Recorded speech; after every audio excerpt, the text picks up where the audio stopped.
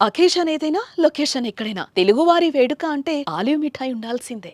Bharat operation Sindoor నిర్వహించిన తర్వాత పాకిస్తాన్ లోపల పరిస్థితి ఎలా ఉంది? ప్రధానంగా ఎవరు ఊహించని విధంగా 100 కిలోమీటర్లు పాకిస్తాన్ భూభాగంలోకి వెళ్ళి క్షిపణి దాడి చేయడం అనేది ఇప్పుడు సంచలనంగా మారింది. అదే క్రమంలో జైషే మహమ్మద్ లాంటి సంస్థ, అది చాలా వరకు పాకిస్తాన్ మిలిటరీకి ఇంటెలిజెన్స్ సోర్స్‌గా పనిచేస్తున్నటువంటి సంస్థ. అలాంటి సంస్థ ప్రధాన కార్యాలయం బహవల్పూర్‌లో దాదాపుగా 15 ఎకరాల్లో విస్తరించి ఉంటుందని చెప్తున్నారు. 7, 8 ఎకరాల్లో దీనికి సంబంధించిన కార్యకలాపాలు నడుస్తాయి. మిగతా ప్రాంతం అంతా కూడా ప్రార్థనా మందిరంతో ఉండే విధంగా తీర్చిదిద్దారు. అలాంటి ప్రాంతాన్ని నేలమట్టం చేయడం అనేది పాకిస్తాన్ ప్రజలు గానీ, పాకిస్తాన్‌కి సంబంధించిన సైన్యం, ముఖ్యంగా రాజకీయ నాయకులు తట్టుకోలేనటువంటి పరిస్థితిలో ఉన్నారు. ఈ మిసైల్ స్ట్రైక్స్ తర్వాత అంతర్గతంగా పాకిస్తాన్‌లో ఉన్నటువంటి పరిస్థితులు ఏ విధంగా ఉన్నాయి ఒకసారి పరిశీలిద్దాం.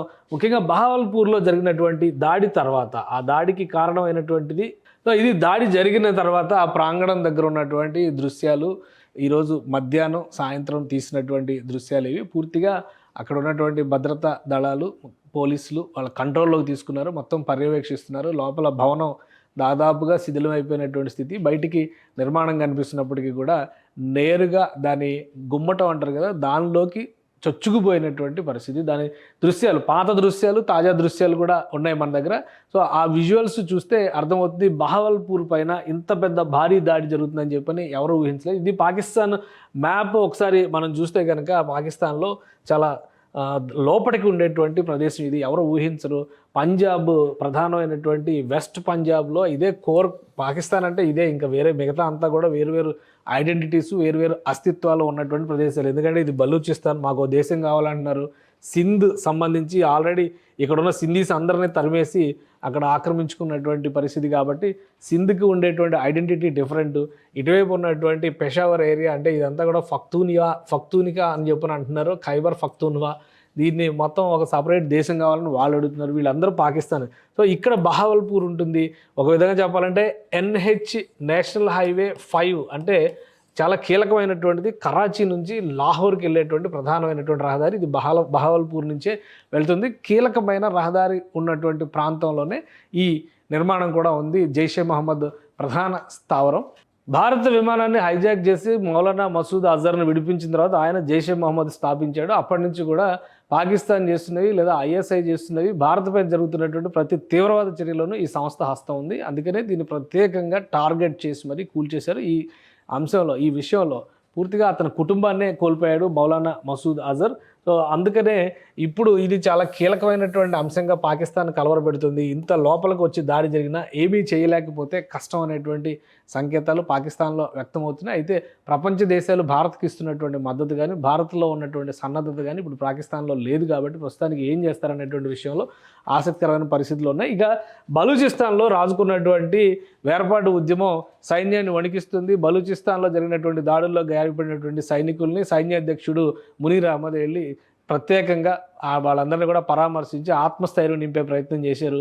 అదే క్రమంలో భారత్ మళ్ళీ ఇటువైపు నుంచి దాడి చేయగానే ఇప్పుడు సైన్యం పరిస్థితి కకావికలమైనటువంటి వాతావరణం ఉంది. ఇక భారతదేశం దాడులు చేసింది అన్న విషయం తెలిసిన వెంటనే ఇక్కడ బలూచిస్తాన్లో సంబరాలు అంబరాన్ని అంటుతున్నాయి. ఈ విధంగా డ్యాన్సులు చేస్తూ, చిందులు వేస్తూ భారత్కి మద్దతుగా బలూచ్ ప్రజలు పలుకుతున్నటువంటి విధానం పాకిస్తాన్ని కలవరపరుస్తుంది. ఇక పాకిస్తాన్లో పరిస్థితి చాలా భిన్నంగా ఉంది.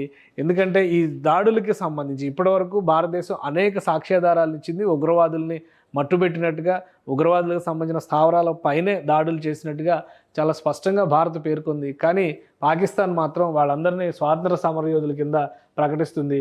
చనిపోయినటువంటి ఉగ్రవాదులకు సంబంధించినటువంటి శవపేటికల పైన పాకిస్తాన్ జాతీయ జెండాని కప్పడం, వాళ్ళని ప్రత్యేకంగా వారికి ఫ్యూనరల్స్ నిర్వహించేటువంటి బాధ్యతని అధికార యంత్రాంగానికి అప్పగించడం, సైన్యం ఇందులో నేరుగా పాల్గొనడం. ఇది ఒక కరుడుగట్టినటువంటి తీవ్రవాది ఈ ఆపరేషన్లో చనిపోయాడు. లష్కర్-ఏ-తోయిబాకి సంబంధించినటువంటి తీవ్రవాది. దానికి అధికారికంగా పాకిస్తాన్ ముగింపు అంటే పూర్తి కార్యక్రమాన్ని, పూర్తి లాంఛనాలతో ఈ కార్యక్రమాలు చేసేలాగా పాకిస్తాన్ ప్రభుత్వం జాగ్రత్తలు తీసుకుంది. ఇవన్నీ కూడా చనిపోయినటువంటి వారికి సంబంధించినటువంటి శవపేటికల్ని పాకిస్తాన్ జెండాలతో తరలిస్తున్నటువంటి దృశ్యాలు ఇప్పుడు ఇవన్నీ కూడా సోషల్ మీడియాలో వైరల్ అవుతున్నాయి. వాళ్ళంతా స్వాతంత్ర సమరయోధులు, పాకిస్తాన్లో అమాయకపు ప్రజలు, పాకిస్తాన్ గడ్డపైన ప్రాణాలు కోల్పోయినటువంటి యోధులు అనేటువంటి ప్రచారం జరుగుతుంది. ఇది పాకిస్తాన్లో ఉన్నటువంటి పరిస్థితి. అయితే ప్రతీకారానికి దిగేటువంటి అవకాశం ఉండొచ్చు కాబట్టి సర్వసన్నద్ధతతో భారతదేశం ఉంది. సరిహద్దుల్లో మాత్రం కాల్పుల వర్షం కొనసాగుతున్నట్టుగానే సమాచారం. తెల్లవారుజామున మొదలైనటువంటి కాల్పుల పరంపర ప్రధానంగా జమ్మూ కాశ్మీర్ పరిసర ప్రాంతాల్లో పెద్ద ఎత్తున ఇప్పటికీ కొనసాగుతుంది. సో భారత్ కూడా దానికి ధీటుగా జవాబిస్తుంది. ఏ క్షణంలో సరిహద్దుల్లో ఎలాంటి విపత్తు వచ్చినా ఎదుర్కోవడానికి భారత్ సర్వసన్నద్ధమైంది. ఇక మెయిన్ ల్యాండ్ పైన ప్రధాన భూభాగాలపైన పాకిస్తాన్ కనుక గురి పెడితే పాకిస్తాన్ మ్యాప్ తుడిచిపెట్టుకుపోయేటువంటి అవకాశం కూడా కనిపిస్తోంది. దౌత్యపరంగా యుద్ధ సన్నద్ధత పరంగా భారతదేశం వ్యూహాత్మకంగా వ్యవహరించడం ఇప్పుడు పాకిస్తాన్ మెడకి ఉరి బిగించినట్టు అవుతుంది.